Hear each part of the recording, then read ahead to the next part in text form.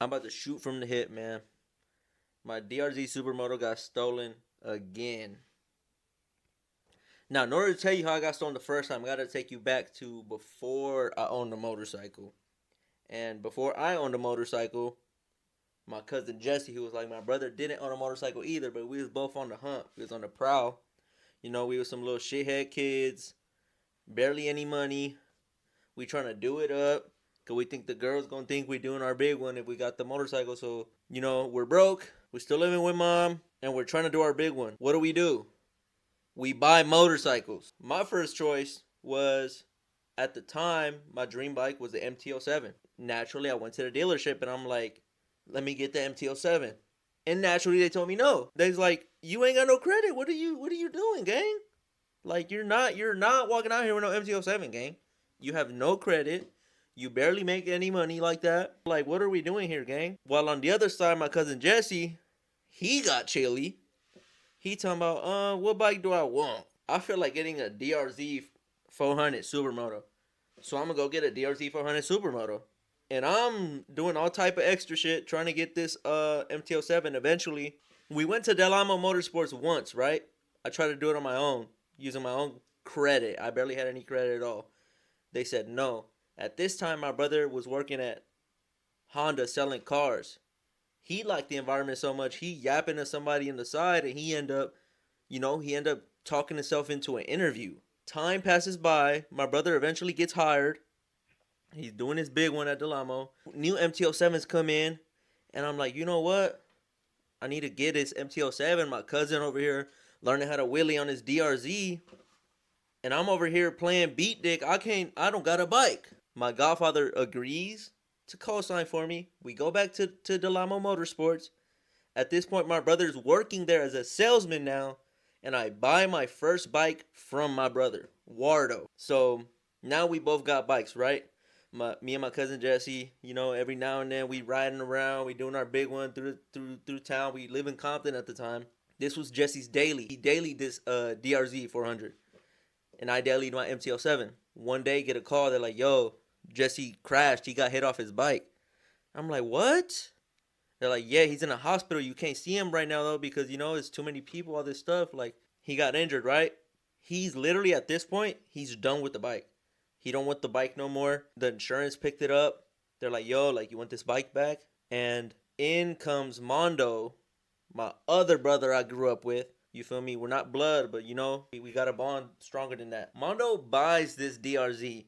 The only thing we had to do to the bike was replace the subframe. That was the only damage the bike had. Me and Mondo located the subframe. We got it. We installed it.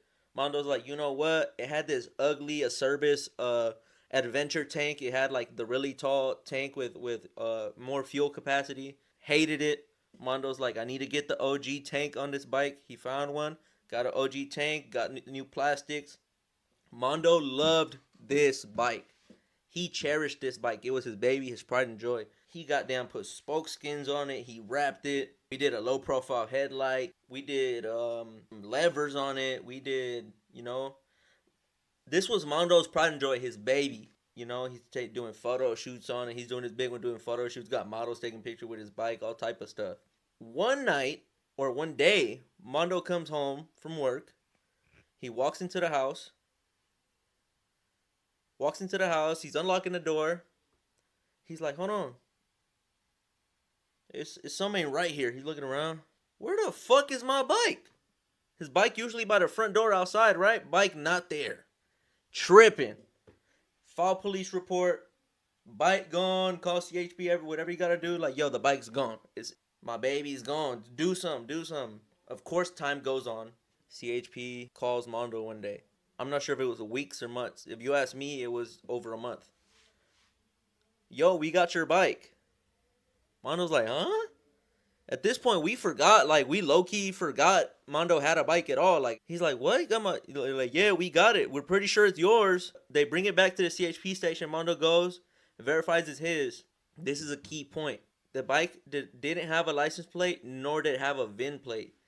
The DRZs from factory, they come with a VIN number plate riveted onto the frame. onto the front of the frame. If you know what a DRZ looks like, that's where the VIN number plate is riveted on.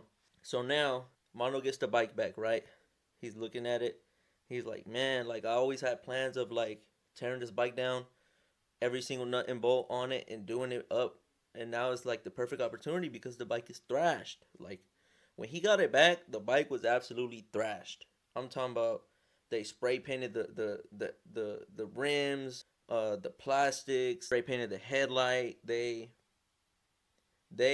thrashed that bike. Like I'm telling you, he would just pull it out the garage. You sit there and look at it.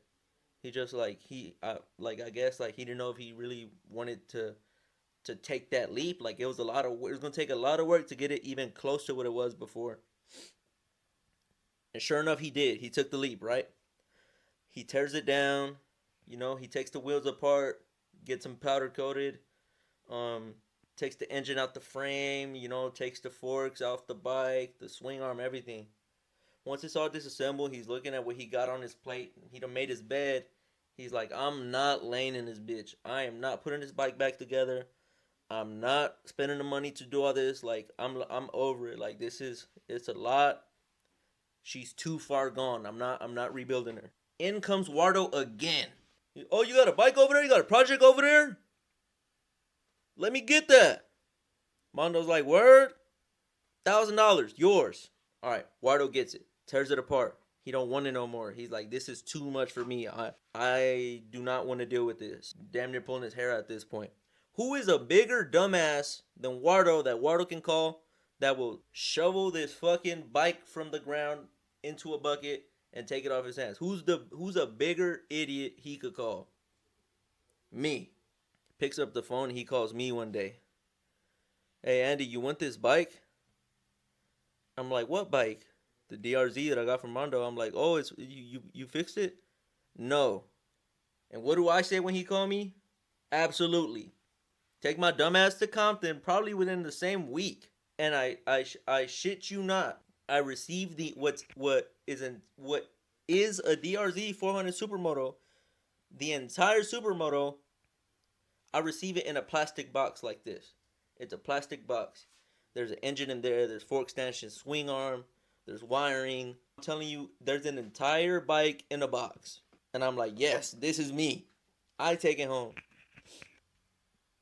You know, I lay it all out. I set my stuff apart. I said, okay, this is the rear end. Here's the rear swing arm.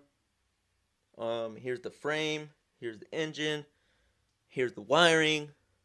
I'm gonna lay it all out, right? I'm like trying to map out how I'm gonna attack this. I start with the wheels. I chose to build the wheels first because I wanted to be able to have a rolling chassis rather than have basically a 300-pound block of steel that I can't do nothing with in the garage because it's on the engine stand and I'm risking it falling over and all type of stuff.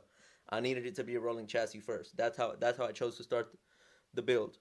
I ride bikes. I build my own bikes. I've built my own bicycle wheels. In my head, this ain't much different from wheels. But my bike wheels got 36 spokes. This Supermoto wheel set got 36 spokes. I'm doing this. However, the color Mondo picked out for these wheels, which Wardo never got to changing, was lime green hoop, purple hub, lime green spoke, purple nipples. I am not doing that. Mondo, what were you thinking, gang? That shit was garbo. That shit was trash. First thing I did was I removed the paint, or I tried to. I tried to remove the paint from the hubs, and I was having a hard time. My first plan was I was gonna paint these wheels myself. It was so hard to get this powder coat off of these hubs and stuff. I'm like, you know what? I need to just find a shop that's gonna do this whole thing for me because I'm not gonna sit here with this aircraft stripper burning my hands up every day after work trying to. I'm talking about 5 days in a row after work. I'm trying to strip the paint off of these hubs, and I'm having a hard time. My hands burning, gloves melting off of my hands. End up finding a powder coat shop who's gonna do all the work for a very good price. I ended up going with gloss black hoops and chrome hubs. I was still left with powder coated nipple and spoke. So I sat in my garage probably a total of 20 hours stripping the paint, wire brushing every single spoke, manually polishing every single spoke and nipple by hand because how committed I was to building this bike. Finally, I get my wheels back. They look amazing. Coincidentally, someone at work is selling a motorcycle chewing stand for dirt bike wheels. $20. A professional motorcycle chewing stand for $20. It's a deal. I love me a good deal. I pick it up, so I build my wheels. They looked amazing, better than I could have imagined. I start putting the bike together. I have a couple clips here of when I got the engine in and all this stuff, right? Put the clips right here. I'll give you some I know it's a mess right there, but mind your business. I'm gonna get the bike running today. Who told you to come back? You. Don't worry about that. I need to locate an oil line. Might wanna need this. I bought this fuel tank for $50 on OfferUp in Los Angeles. I don't know how old it is. I don't know what style petcock it uses. This is a petcock. I don't know about you. Does this look new to you? There's an O-ring in there horizontally. Like, how does that get there? Let me make sure.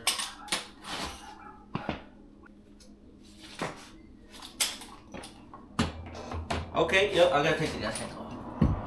That's what that means.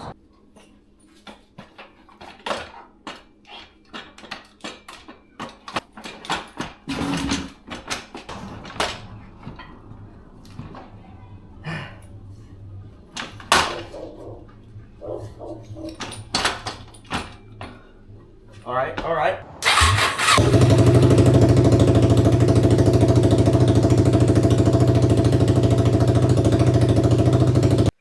I sourced the plastics, I sourced the tank. Actually wasn't that hard to source stuff I needed for it. Kickstand mount was bent, I fixed that.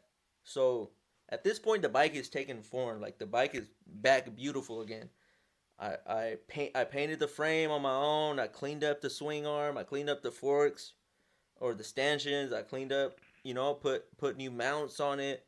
I'm putting it back together. It's coming together. It's looking, it's looking clean. It's a bike again.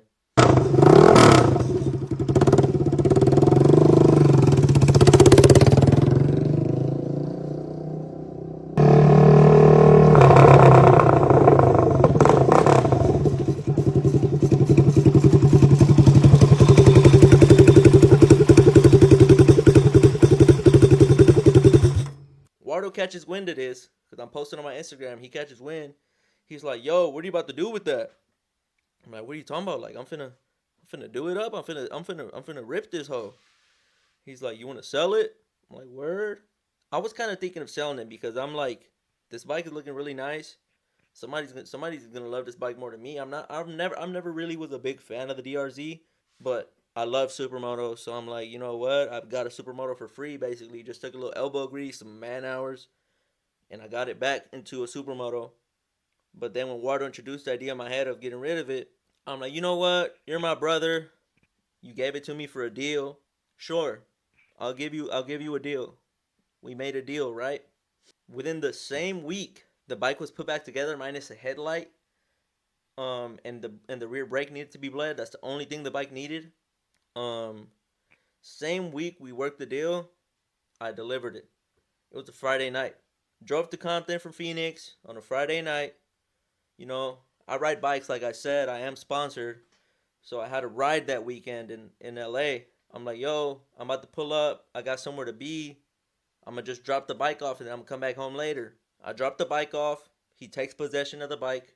I go and I do what I got to do in LA. Come back home late. 1 a.m., 2, 3 a.m. Don't remember. All I know is I come home late. We'll go straight to sleep. Saturday morning, 6 a.m. I'm asleep, right? I'm doing one of these.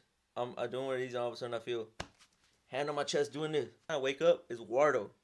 Wardo's frantic. He's out of breath. He's like, they stole the bike. They stole the DRZ. I just get up and I'm like, yo, you need to calm down, gang. You need to calm down. Go outside. I'm like, what? I left it, parked it over here in front of the. Tell me why it is. I need to catch my breath. I'm finna get riled up. Tell me why it is. I don't even want to call them names. I'm trying to hold myself back from calling them all type of names. This individual, my brother, my blood brother, my sibling, Wardo, my older brother, right? Parked this DRZ freshly built. She looking clean. She looking spiffy. She looks shiny. He parked it in front of our apartment that's in a gang infested neighborhood. There's none good going on over there. What were you? His logic was, it was no room inside the garage. The only other thing left to do, he could think of, parking in front of the house is reasonable. When we have other solutions for whatever problem he drew in his head. Not only did the bike get stolen, but it got stolen from under everybody's noses. There is footage of this happening. Let me paint this picture for you. This apartment, this house where the bike got stolen from, we grew up in. A large part of our life, we grew up in this apartment, right? There's a front hall in front of our apartment. There's a back hall. This hall leads you either two ways. One way to Wilmington Avenue, and the other way that leads you to the alley where all the garages are. Now that I painted that picture for you, picture this. You're facing the front door, right? The bike's right in front of the front door, 5 feet away. To your left is Wilmington Avenue. To your right is the alley. 3 people left from inside of my house, grown men by the way, walked out from front of the house to the alley to the right, out the front door to the right to the alley. They're in the alley right directly outside of the hall. They can look into the hall and see the motorcycle still. They walk 10 feet away from the hall to the garage. Not 5 minutes goes by when an individual, we have no idea who it is, walks up to the bike, checks it out, couple seconds checks it out. He grabs it, he picks it up off the kickstand, turns the bars. Oh, this bike is unlocked. It's mine. He walks to the right through the same exact hall these 3 individuals just walked through, towards these 3 individuals. He's walking towards them now.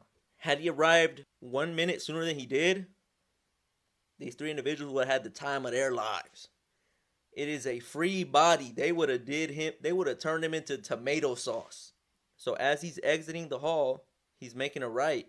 These 3 individuals are exiting the alley back to the opposite hall. It couldn't be the most perfect situation for that individual for the coast to be clear. It couldn't have worked out better for this person. As he's walking through the alley, these 3 individuals are walking into the house. So I'm telling you, from up under our noses, the bike got took. Minutes after these individuals walk into the house, Wardo, I assume, looks out the front door. Heart drops, bike's gone. He's making a scene, pointing fingers, wakes me up. He hops on the 50cc scooter, which turns out to now be mine as well. He's goddamn running red lights. He's in his booty shorts, by the way. He's yelling at people. You seen the bike, yellow bike? He's on the hunt for over an hour. No, gist of it is, was on recon. He don't find a bike. Makes a police report. He's on recon. I had him on sport mode. And that was it. It has now been probably 10 months since the bike got stolen. I almost missed his key point. So the bike got stolen from Mondo, right? He goes to the CHP station. They call him over. He needs to identify this bike. Checking it out. He's looking at it. This is my bike. I know because of this and this and that. But there's no VIN plate. How did the hell did the CHP identify this bike without no VIN plate? I don't know. To this day, we don't know. Somehow the CHP identified this bike without the VIN plate. When I'm putting this bike back together, one of the main things that I tried to do was I tried to source a VIN plate. I couldn't figure out how to get a VIN plate other than going to the CHP. So it's probably illegal, but what I did is I went to Amazon and I made my own VIN plate on Amazon. It's a VIN number plate. It's not like I fabricated a fake number or something to to make it up like if this is a stolen. Technically it is a stolen bike, but it's not like I stole it and I'm trying to hide that I stole it. I'm merely trying to make my bike identifiable. That's all I'm doing. I'm trying to cross my T's and dot my I's. So I make this VIN plate, but I never rivet it on. I never rivet this VIN plate on because I'm like, you know what, it's kind of illegal. Eventually I'll make my way to the CHP office, get a VIN on it properly. legally. Eventually, now it's gone. Water don't got the bike no more. I don't got the bike no more. I ended up not even getting paid for the bike. I from made this deal because my brother, man, the bike got stolen.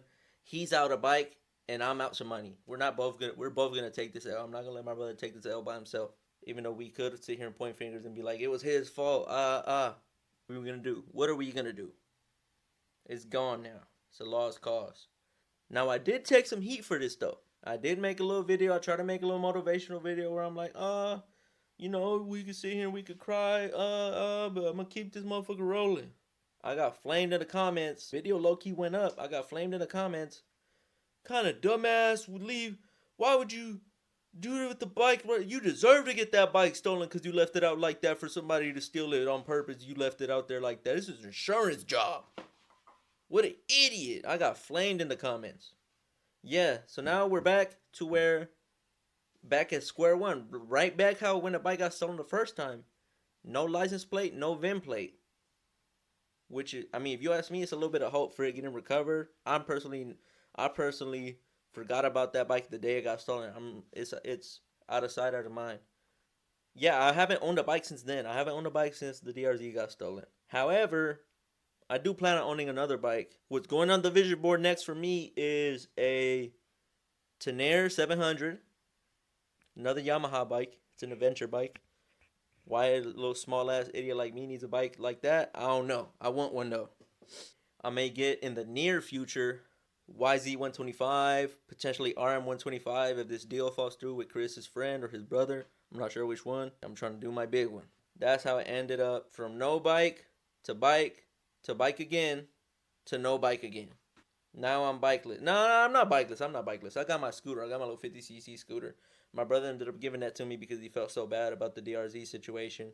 He didn't really lose nothing from it other than potential ownership of the bike. He never had it. He never really took possession of it. It ain't that big of a deal if you ask me. Not that I'm super rich or anything. I'm not, but that's how my bike got stolen. That's how my bike got stolen again. However you want to word it. Thank you for watching. Don't flame me in the or fuck it, flame me in the comments. I don't care. You can flame me in the comments. I guess I deserve it. It don't matter. I'm gonna keep that motherfucker rolling though.